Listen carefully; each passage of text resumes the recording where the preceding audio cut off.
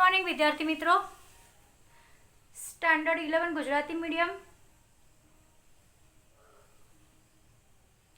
Subject है OCM chapter number 6 धंधाकीय व्यवस्थाना स्वरूपो चाली रह्या छे। एनी अंदर आपणे आगळना लेक्चरमां कंपनीनी स्थापना विधि जोई। बराबर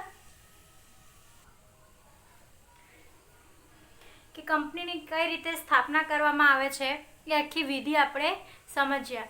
અને હવે આપણે ચેપ્ટરના કન્ક્લુઝન પર એટલે કે સારાંશ પર આવી ગયા છે કે ભાગીદારી પેઢી એટલે શું, કંપની એટલે શું, બરાબર। એનો જે તફાવત છે એ તમને બુકની અંદર 3 પેજીસની અંદર આખું તફાવત આપેલા છે, બરાબર।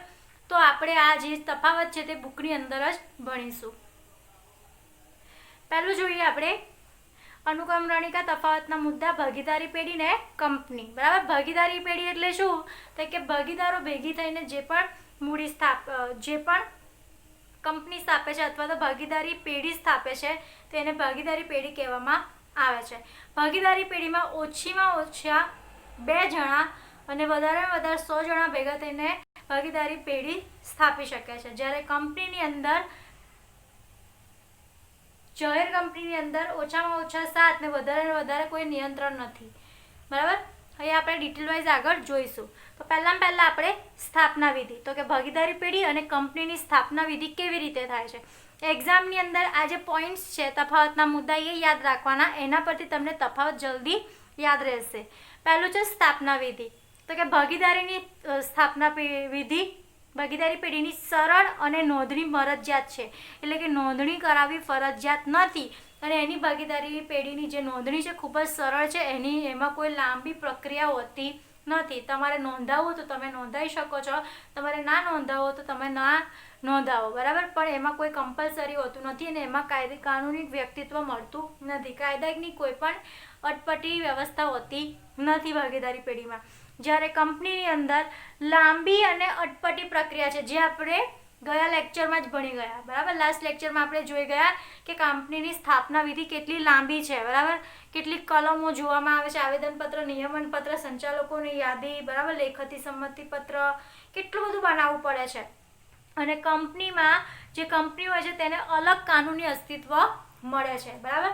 તો એક આ તફાવત થયો કે સ્થાપના વિધિ ભાગીદારી પેઢીની સરળ છે જ્યારે કંપનીની અટપટી છે। બીજું જોઈએ સભ્યોની સંખ્યા। તો સભ્યોની સંખ્યા યાદ રાખવાનું, તો ભાગીદારી પેઢીમાં ઓછામાં ઓછા 2 જણા અને વધુમાં વધુ 100 જણા, બરાબર। અને 2014 પછીનો જે નિયમ આવ્યો છે તેની અંદર 50ની સંખ્યા નક્કી કરેલી છે, એટલે એવું તમારે મેન્શન કરવાનું કે ભાગીદારી પેઢીમાં ઓછામાં ઓછા 2 જણા અને 2013ના કાયદા કંપની ધારાના કાયદા મુજબ વધારે 100, પણ હમણાં જે નવો 2004નો 2014નો જે કાયદો આવ્યો છે તેની અંદર 50 ભેગા થઈને ભાગીદારી પેઢીની સ્થાપના કરી શકે છે। જ્યારે કંપનીની સ્થાપના કંપની 2 પ્રકારની હોય છે, જાહેર અને ખાનગી, બરાબર। તો જાહેર કંપની હોય તે ઓછામાં ઓછા 7 સભ્યોની કંપનીમાં સ્થાપના કરવા માટેની જરૂર હોય છે અને વધુમાં વધુ અમર્યાદિત ગમે તેટલા વ્યક્તિઓ તેમાં સભ્યો જોડાઈ શકે છે। જ્યારે ખાનગી કંપનીમાં ઓછામાં ઓછા 2 સભ્યોની જરૂર હોય છે અને વધુમાં વધુ 200 સભ્યોની જરૂર હોય છે, બરાબર। આગળ આપણે જોઈએ મૂડી। તો ભાગીદારી પેઢીમાં મૂડીનું પ્રમાણ ઓછું મેળવી શકે છે, મૂડી પ્રમાણમાં ઓછી મેળવી શકે છે, કેમ કે ભાગીદારી પેઢીમાં ભાગીદારો પોતે મૂડી લાવે છે, એવી એમણે કોઈ બહાર પાડવાની હોતી નથી। જ્યારે કંપનીની અંદર શેર બહાર પાડી મોટા પાયા પર મૂડી મેળવી શકે છે, બરાબર। જે કંપની હોય છે એમાં શેર બહાર પાડી શેર હોલ્ડરો પાસેથી મૂડી મંગાવવામાં આવે છે, જ્યારે ભાગીદારી પેઢીમાં બહુ મોટા પ્રમાણમાં મૂડી હોતી નથી, ઓછા પ્રમાણમાં હોય છે અને એ મૂડી ભાગીદારો પોતે લાવતા હોય છે, બરાબર। ચોથું જોઈએ હિસ્સા કે હિતની ફેરબદલી, એટલે કે ભાગીદારી પેઢી અને કંપનીમાં કોનો કેટલો હિસ્સો લાગે છે અને આપણે સભ્યોની ફેરબદલી થઈ શકે છે કે નહીં થઈ શકતી, એ છે તમારો ચોથો પોઈન્ટ। તો કે અન્ય ભાગીદારોની સંમતિ સિવાય ભાગીદાર પોતાનો હિસ્સો કે હિતની ફેરબદલી કરી શકતો નથી। ભાગીદારી પેઢીમાં 4 ભાગીદાર છે, બરાબર। એમાંથી જો એક ભાગીદાર નીકળી જવાનું વિચારશે તો જ્યાં સુધી બીજા 4 ભાગીદારો એને સંમતિ નહીં આપે ત્યાં સુધી આ એક ભાગીદાર નીકળી શકશે નહીં. કાં તો જે આ એક ભાગીદાર છે એણે પોતાનો હિસ્સો બીજા કોકને આપી દેવો છે, નવા ભાગીદારને લાવવું છે ને પોતે નીકળી જવું છે, છતાં પણ એણે પહેલા ભાગીદારોની સંમતિ મેળવવી પડે છે. એ લોકોની સંમતિ સિવાય બીજા કોઈ ભાગીદારને પોતાનો હિસ્સો કે હિતની ફેરબદલી કરી શકતો નથી. જ્યારે કંપનીની અંદર સભ્યો તેમના શેરની ફેરબદલી સરળ અને મુક્ત રીતે કરી શકે છે. જેમ કે શેર બહાર પાડ્યા, શેર હોલ્ડરે ખરીદ્યા અને કંપનીના જેમ ભાવ વધવા લાગ્યા એટલે એ શેર સભ્યો કોઈ બી બીજા સભ્યોને વેચી શકે છે અથવા બીજા કોઈ પણ વ્યક્તિને વેચી શકે છે. તો કે જે શેરની ફેરબદલી છે તે સરળ છે, એમાં કંપનીની કોઈ સંમતિ લેવાની હોતી નથી. એ ગમે ત્યારે ચાહે શેર ખરીદી શકે છે, ગમે ત્યારે ચાહે તો શેર વેચી શકે છે. ખાનગી કંપનીમાં શેરની ફેરબદલી પર નિયંત્રણ છે, પણ જે શેરની ફેરબદલી છે એ ખાલી જાહેર કંપની પર મુક્ત રીતે કરી શકે છે, જ્યારે ખાનગી કંપની પર તેના ઉપર નિયંત્રણ હોય છે. 5મું જોઈએ જવાબદારી. તો કે ભાગીદારી પેઢીના ભાગીદારોની જવાબદારી અમર્યાદિત હોય છે, કેમ કે ચારે ભાગીદારો પોતાની મૂડી લઈને આવ્યા હોય છે અને એ લોકોની ધંધામાં ખોટ જાય તો બધી જવાબદારી એ લોકોની રહેશે.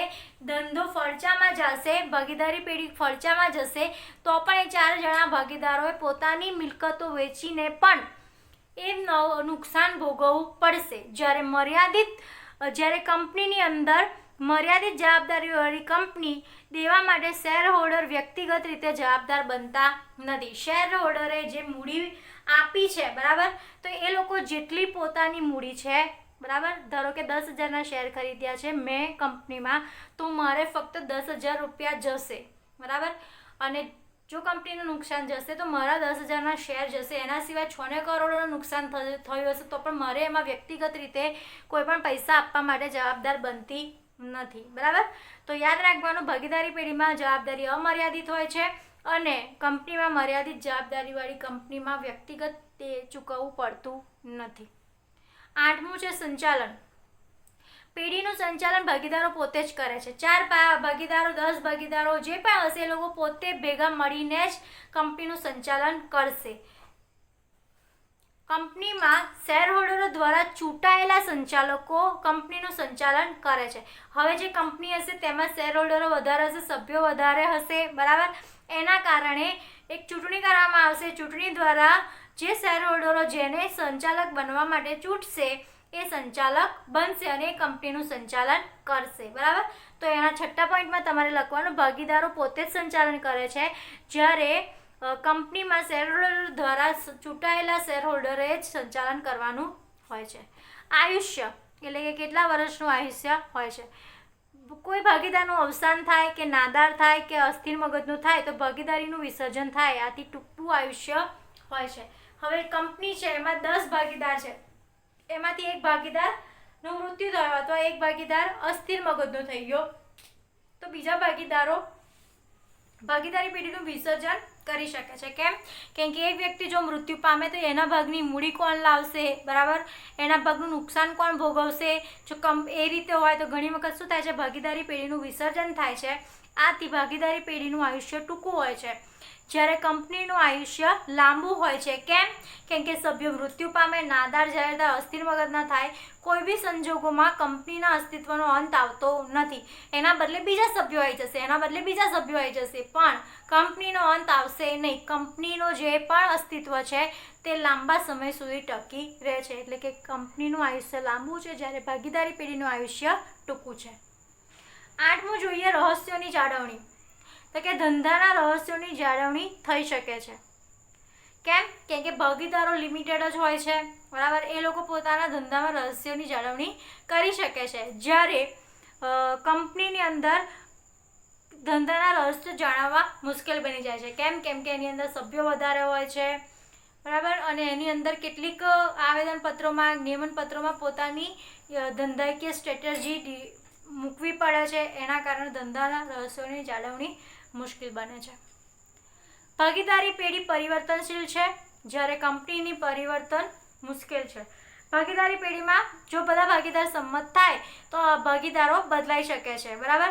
જ્યારે જો કંપનીમાં ફેરબદલ કરવાની હોય તો એ પ્રક્રિયા ખૂબ જ લાંબી થઈ જાય છે. 10મું જોઈએ વ્યક્તિગત સંપર્ક. તો કે પેઢીના કર્મચારીઓ અને ગ્રાહકો સાથે ભાગીદારો સીધો સંપર્ક રાખી શકે છે, કેમ કે ભાગીદારી પેઢીમાં એનું જે ભાગીદારી પેઢી હોય છે તે બહુ મોટા પ્રમાણમાં નથી હોતું. બીજું કે તે ગ્રાહકો સાથે સીધી રીતે સંપર્કમાં આવી શકે છે. જ્યારે કંપની એ બહુ મોટા પ્રમાણમાં સ્થાપેલી હોય છે તો તેના કારણે જે નીચલા વર્ગના કર્મચારીઓ હશે અને જે ગ્રાહકો હશે તેની સાથે સંચાલકો સીધી રીતે સંપર્કમાં આવી શકતા નથી. કેમ કે બહુ મોટા પ્રમાણમાં કંપની વિસ્તરાયેલી હોય છે તો સંચાલકો બધા સુધી પહોંચી શકતા નથી. 11 જોઈએ વિસર્જન. કરાર અનુસાર અથવા કાયદાઓએ નક્કી કરેલા સંજોગો કે ભાગીદારો ઈચ્છે તો ભાગીદારીનો અંત લાવી શકે છે. કરાર અનુસાર, ધારો કે એવો કોઈ કરાર થયો હોય કે 1-2 વર્ષમાં કામ પતી જશે એટલે ભાગીદારી પેઢીનું વિસર્જન થઈ જશે તો એ કરાર અનુસાર વિસર્જન થાય. અથવા કાયદાએ નક્કી કરેલા સંજોગો, જેમ કે ફળચામાં જતી રહી હોય, બરાબર, નાદાર જાહેર થઈ ગયા હોય, એવા સંજોગોમાં કાયદાએ નક્કી કરેલા સંજોગો, અથવા તો ભાગીદારો જ્યારે ઈચ્છે ત્યારે ભાગીદારી પેઢીનું વિસર્જન થઈ શકે છે. કંપનીનું વિસર્જન કાયદાનું પાલન કરીને થઈ શકે છે, એટલે કે કેટલાક કાયદા હોય છે, નિયમો હોય છે, તેનું પાલન કર્યા બાદ જ કંપનીનું વિસર્જન થઈ શકે છે. તો આજે આપણે ભાગીદારી પેઢી અને કંપની વચ્ચેનો તફાવત જોયો, જે તમારા આખા ચેપ્ટર નંબર 6નો સારાંશ છે, બરાબર, કે એમાં કઈ રીતે શું કરવાનું છે એનો આખો સારાંશ છે. અને જો તમારે બધું ના વાંચવું હોય, એક સિમ્પલ ટેકનિક છે, તો તમારે આ ખાલી તફાવત રેડી કરી દેશો તો તમને બીજું બધી ખબર પડી જશે, બરાબર. તો તફાવતના મુદ્દા યાદ રાખવાના. મુદ્દે સ્થાપના વિધિ, તો કે પહેલાંની સરળ છે અને કંપનીની અટપટી છે. સભ્ય સંખ્યા ભાગીદારી પેઢીમાં ઓછી હોય છે, કંપનીમાં વધારે હોય છે. મૂડી ભાગીદારી પેઢીમાં ઓછી જરૂર પડે છે, કંપનીમાં વધુ જરૂર પડે છે. હિસ્સાની ફેરબદલી ભાગીદારી પેઢીમાં ઝડપથી હિસ્સાની ફેરબદલી થઈ શકતી નથી, જ્યારે કંપનીમાં સહેલાઈથી ફેરબદલી થઈ શકે છે, બરાબર. જવાબદારી તો ભાગીદારી પેઢીમાં જવાબદારી અમર્યાદિત હોય છે, બરાબર, બધા ભાગીદારોને જવાબદારી અમર્યાદિત હોય છે, જ્યારે કંપનીની અંદર શેરહોલ્ડરને વ્યક્તિગત જવાબદાર બનતા નથી. આ સંચાલન કોણ કરે છે? તો ભાગીદારી પેઢીમાં ભાગીદારો પોતે કરે છે અને કંપનીમાં શેરહોલ્ડર દ્વારા ચૂંટાયેલા સંચાલકો કરે છે. આયુષ્ય કંપનીનું ભાગીદારી પેઢીનું આયુષ્ય ટૂંકું હોય છે, જ્યારે કંપનીનું આયુષ્ય લાંબુ હોય છે. રહસ્યોની જાળવણી ભાગીદારી પેઢી નાની હોય છે એટલે તેમાં રહસ્યોની જાળવણી થઈ શકે છે, જ્યારે કંપની બહુ મોટા પ્રમાણમાં હોય છે તો રહસ્યોની જાળવણી થઈ શકતી નથી. ભાગીદારી પેઢી પરિવર્તનશીલ છે, જ્યારે કંપનીની પરિવર્તન કરવું બહુ મુશ્કેલ છે. વ્યક્તિગત સંપર્ક ભાગીદારી પેઢી સીધા કર્મચારી અને ગ્રાહકના સંપર્કમાં આવી શકે છે, જ્યારે કંપનીના સંચાલકો સીધા વ્યક્તિગત રીતે સંપર્કમાં આવી શકતા નથી. વિસર્જન કાયદા અનુસાર કરાર અનુસાર કે ભાગીદારો ઈચ્છે ત્યારે તેનું વિસર્જન થઈ શકે છે, જ્યારે કંપનીમાં કંપનીનું વિસર્જન કાયદાનું પાલન કરીને થઈ શકે છે, બરાબર. તો આ તમે જોયું ભાગીદારી અને કંપનીનો તફાવત. કાલે આપણે જોઈશું ખાનગી કંપની અને જાહેર કંપનીનો તફાવત, બરાબર. તો આ લેક્ચરમાં કોઈને ના સમજ પડી હોય તો તમે મને કોલ મેસેજ કરીને પૂછી શકો છો.